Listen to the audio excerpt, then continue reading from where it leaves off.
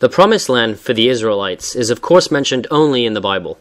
The Quran too, echoing the Bible, asserts that it was Allah who promised the land to the Israelites in very clear and precise Arabic verses. So, on what grounds do the Arabs claim that the land of Israel, as well as the whole of Arabia, are their own? The land of Israel was promised by God in very clear biblical verses to the descendants of Isaac only.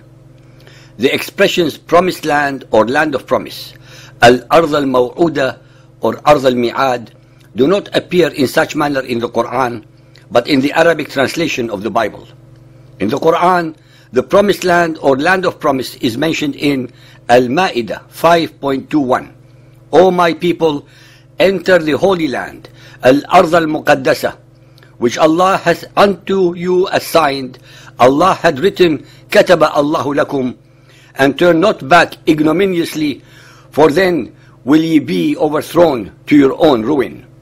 Muqaddasa, holy, is from the Hebrew Kodesh and is not Arabic in origin, since the Arabs use the term muharrama, forbidden, regarding their holy places. This verse is extremely important since it verifies and confirms the claim of the Jews to the land of Israel.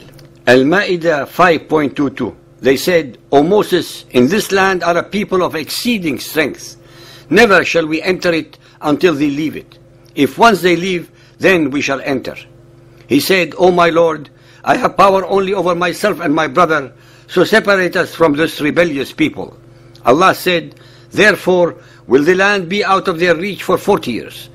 In destruction will they wander through the land, but sorrow thou not over these rebellious people.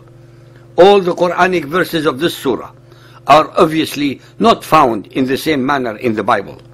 They are all composed, altered and recited from Muhammad's own fertile imagination. Al-A'raf 7.137. And we made a people considered weak and of no account, inheritors of lands, al-ard, in both east and west lands, whereupon we sent down our blessings. The fair promise of the Lord was fulfilled for the children of Israel because they had patience and constancy, and we leveled to the ground the great works and fine buildings which Pharaoh and his people erected with such pride. By both east and west lands, the Quran affirms the biblical narrative that assigned the promised land among the 12 tribes of Israel on both sides of the river Jordan. Yunus 10.93. We settled the children of Israel in a beautiful dwelling place, and provided for them sustenance of the best. It was after knowledge had been granted to them that they fell into schisms. This is Muhammad's rephrasing of the biblical description of the promised land as a land of milk and honey. Al-Isra 17.104. And we said thereafter to the children of Israel, dwell securely in the land, uskunul arda. But when the promise of the final days come to pass, we shall gather you together in a motley crowd. Al-Nur 24.55. Allah has promised to those among you who believe and work righteous deeds that He will of a surety grant them in the land inheritance, لا يستخلفونهم في الأرض, of power, as He granted it to those before them, that He will establish in authority their religion, the one which He has chosen for them. Al-Rum 30.6. It is the promise of Allah. Never does Allah depart from His promise, but most men understand not. Since Allah never does Allah depart from His promise, then the claim by the Arabs and the followers of Muhammad to the land of Israel is obviously null and void. In the Bible, Genesis 17.7.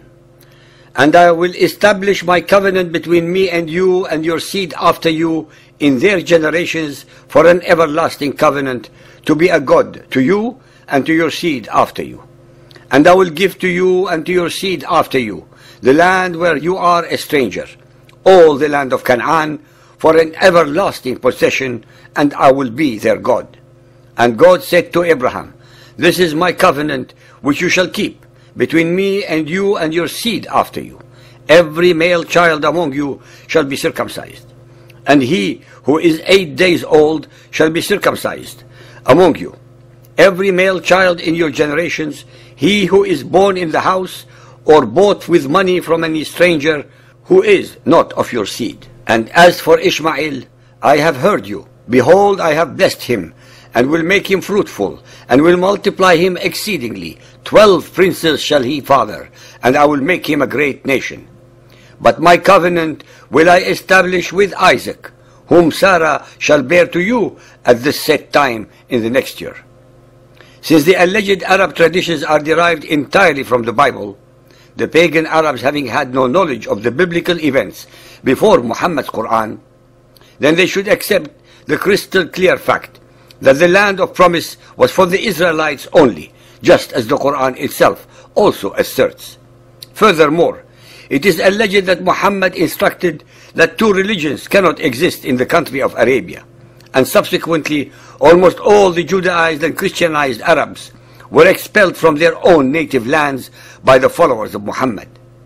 So the Arabs claim both Arabia and the Holy Land as theirs, contrary to both the historical records and the religious ones. All the Arab and Muhammadan theological, historical, and political contortions cannot, should not, and must not be allowed to succeed.